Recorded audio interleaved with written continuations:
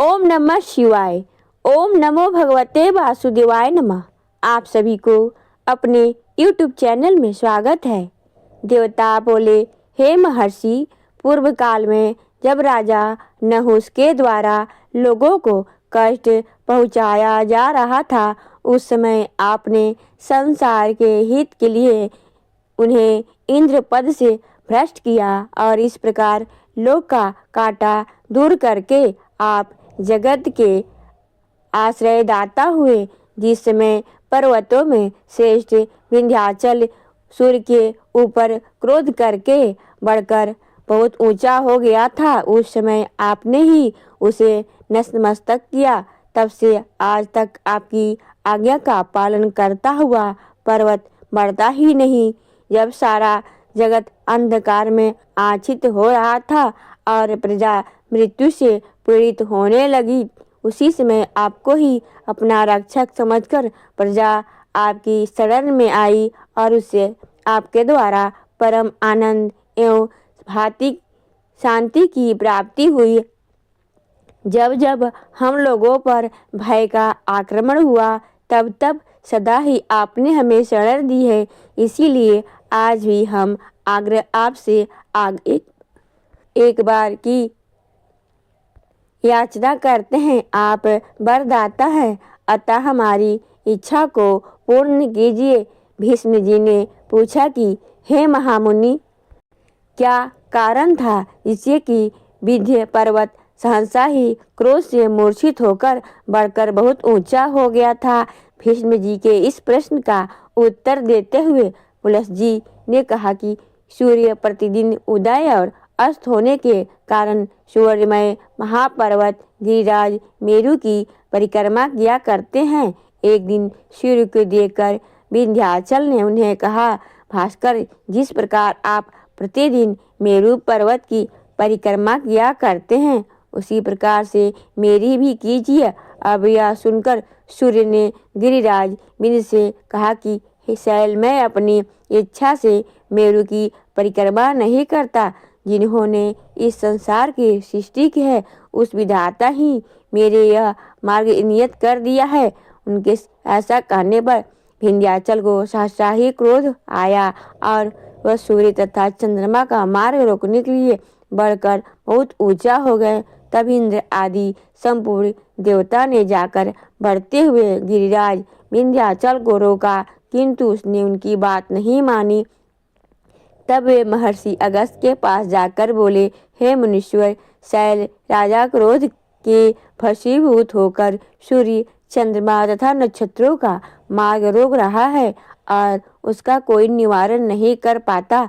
देवताओं की बातें सुनकर महर्षि अगस्त्य जी विधि के पास गए और सादर पूर्वक बोले, पर्वत श्रेष्ठ को दक्षिण दिशा में जाने के लिए तुमसे मार्ग चाहता हूँ और जब तक मैं लौट कर न आऊँ तब तक तुम नीचे ही मेरी प्रतीक्षा करो। मुनि की बात मानकर विंध्याचल ने वैसा ही किया। महर्षि अगस्त्य दक्षिण दिशा से आज तक नहीं लौटे, इसी से विंध्य पर्वत अब नहीं बढ़ता है। भीष्म, तुम्हारे प्रश्न के अनुसार यह प्रसंग मैंने सुना दिया। अब देवताओं ने जिस प्रकार से काली की दैत्य का वध किया, वह वृतांत सुनो। देवताओं के वचन सुनकर महर्षि अगस्त्य जी ने पूछा, आप लोग यहाँ किस लिए आए हैं और मुझसे क्या वरदान चाहते हैं?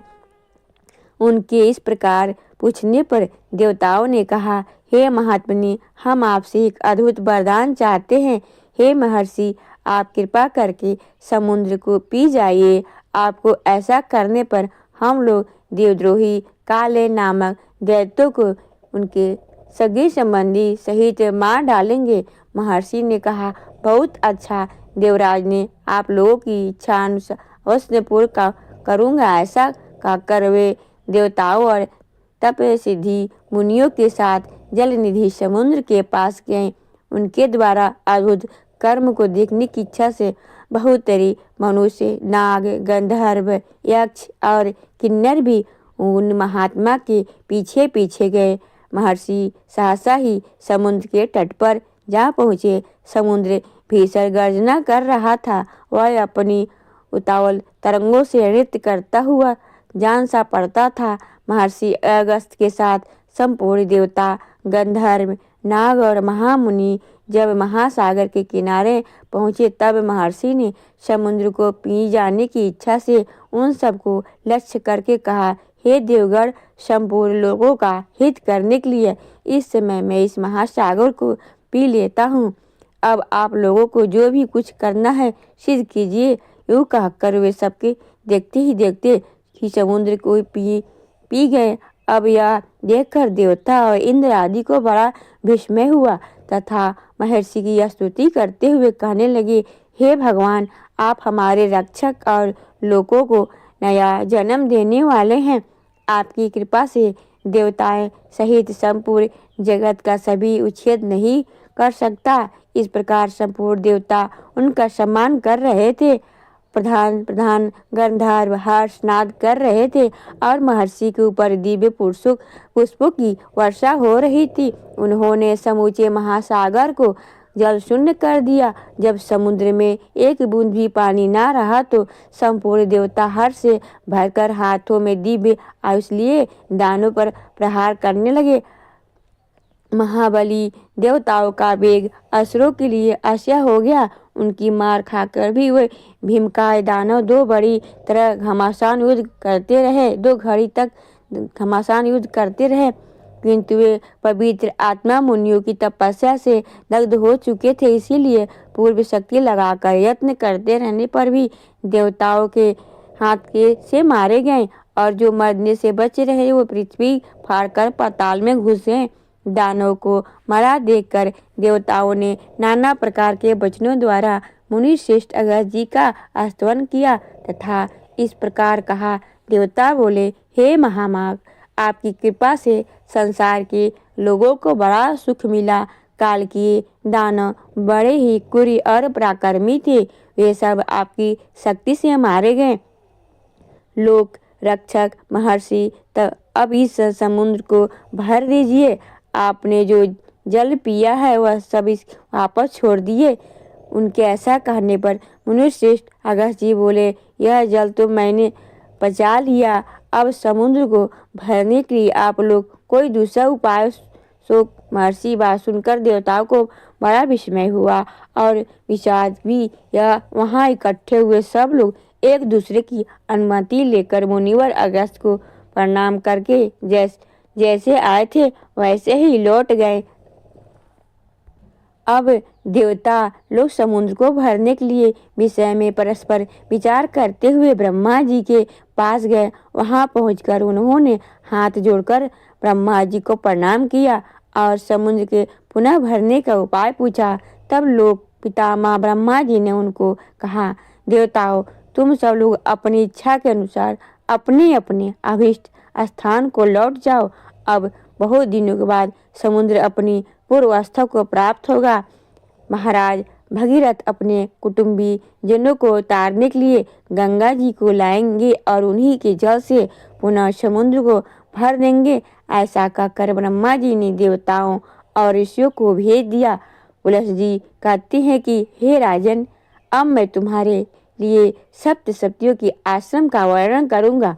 अत्रि, वशिष्ठ, मैं पुलहकृति, अंगिरा, गौतम, सुमति, सुमुख, विश्वामित्र, तुलमीरा, सवत्र, प्रधन, रैभ्य, बृहस्पति, च्यवन, कश्यप, भृगु, दुर्वासा, जमदग्नि, मार्कंडेय, गालव, उशराना, भरद्वाज, यकृत, स्थूलाक्ष, मकराक्ष, कैन्य, मेधा, तिथि, नारद, परवद, स्वर्गंधी, शिवराणु, दशकल, सौधौम्य,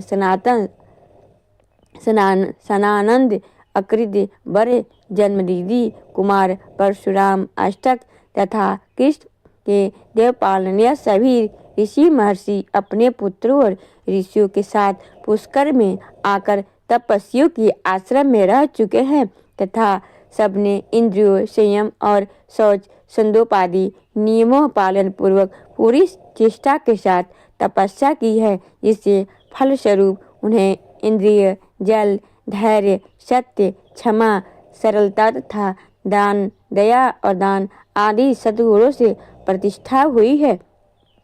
पूर्व काल की बात है, समाधि के द्वारा सनातन ब्रह्मलोक पर विजय प्राप्त करने की अभिलाषा रखने वाले सप्तऋषिगण तीर्थ स्थानों पर दर्शन करते हुए इस पृथ्वी पर विचार कर रहे थे। इसी बीच में एक बड़ा भारी सूखा पड़ा, जिसके कारण भूख से पीड़ित होकर संपूर्ण जगत के लोग बड़े कष्ट में पड़ गए। उसी समय उन ऋषियों को भी कष्ट उठाते देखकर तत्कालीन राजा ने, जो प्रजा की देखभाल के लिए भ्रमण कर रहे थे, दुखी होकर कहा, मुनीश्वर, ब्राह्मणों के लिए प्रतिग्रह उत्तम वृत्ति है, अतः आप लोग मुझसे दान ग्रहण करें। अच्छे अच्छे गांव, धान, जौ आदि अन्न, घृत, दूध आदि रस, तरह तरह के रत्न, स्वर्ण तथा दूध देने वाली गायें ले लें। ऋषियों ने कहा, हे राजन, प्रतिग्रह बड़ी भयंकर तृप्ति है। वह स्वाद में मधु के समान मधुर, किंतु परिणाम में विष के समान घातक है। इस बात को स्वयं जानते हुए भी तुम क्यों हमें लोक में डालते रहते हो।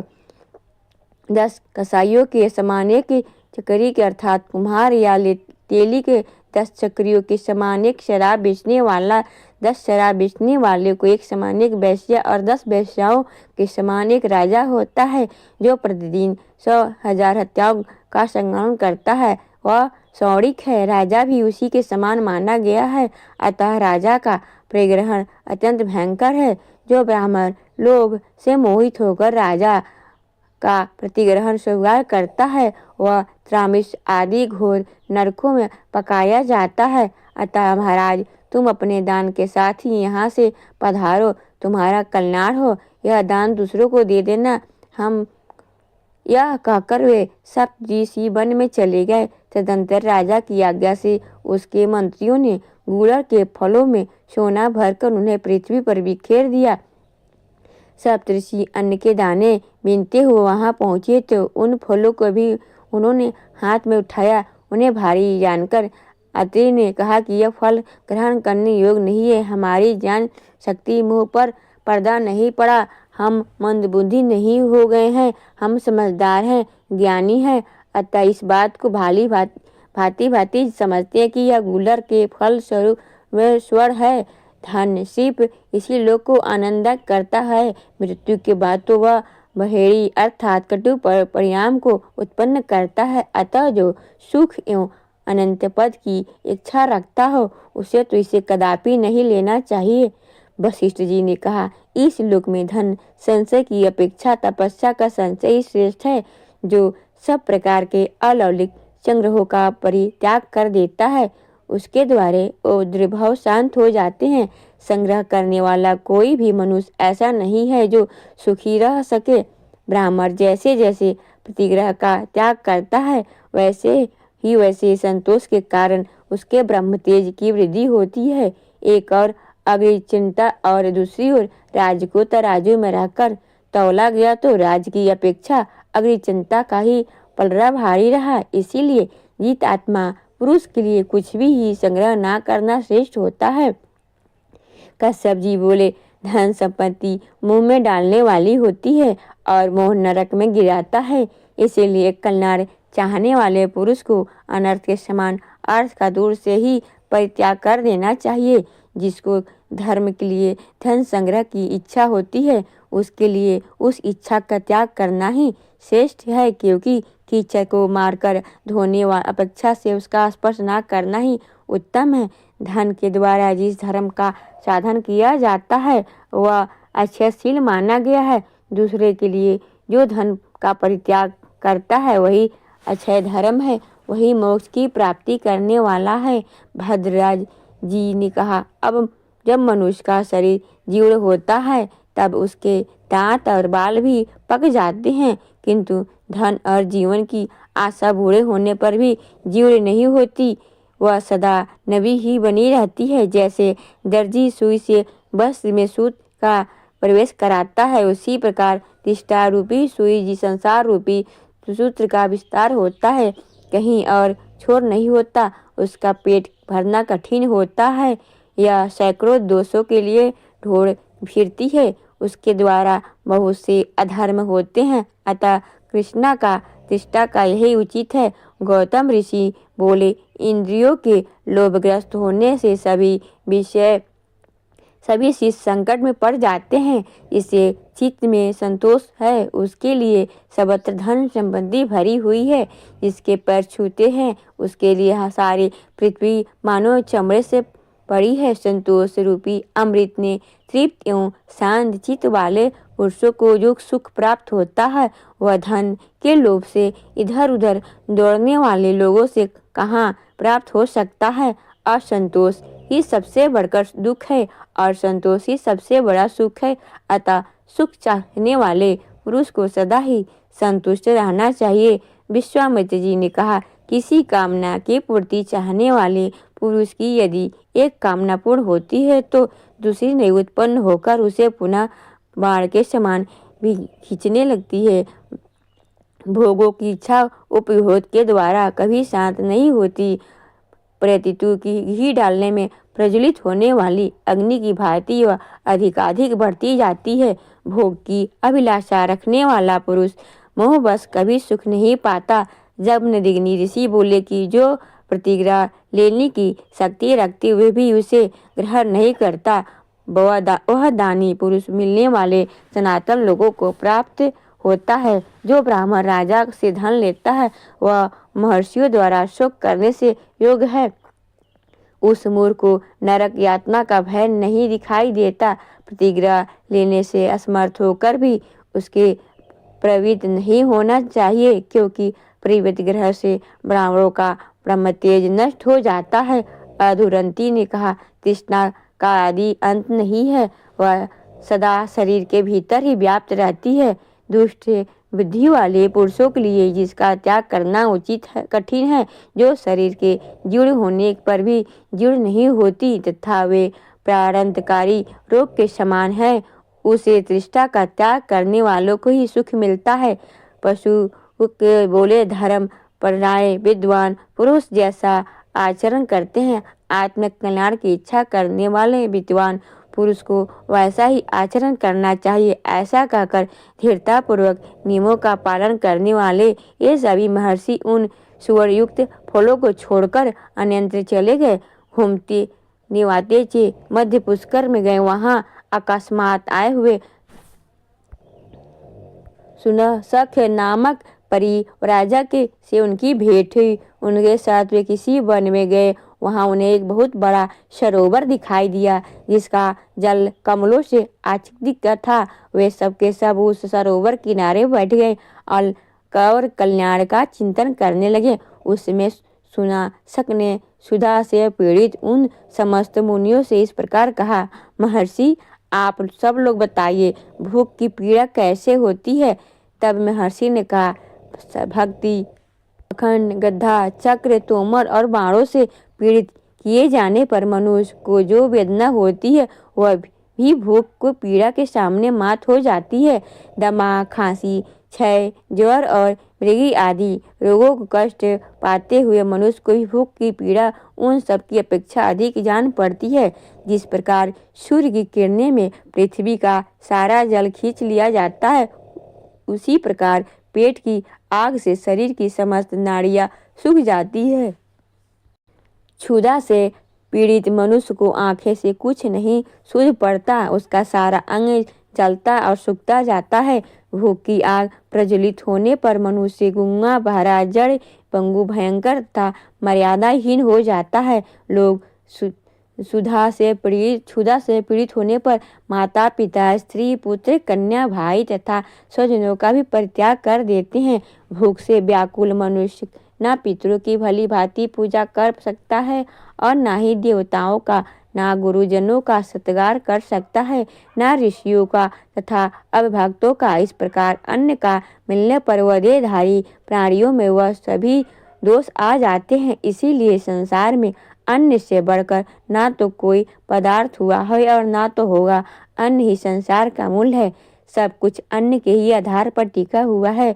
पितर देवता दैत्य यक्ष राक्षस किन्नर मनुष्य और पिशाच सभी अन्नमय ही माने गए हैं। इसीलिए अन्न दान करने वाले को अक्षय तृप्ति और सनातन स्थिति प्राप्त होती है। तप, सत्य, जप, होम और ध्यान, योग, उत्तम गति, स्वर्ग और सुख की प्राप्ति, यह सब कुछ अन्न से ही सुलभ होते हैं। चंदन, अगर, धूप और शीतकाल में ईंधन का दान अन्नदान से 16वें हिस्से में के बराबर भी नहीं हो सकता।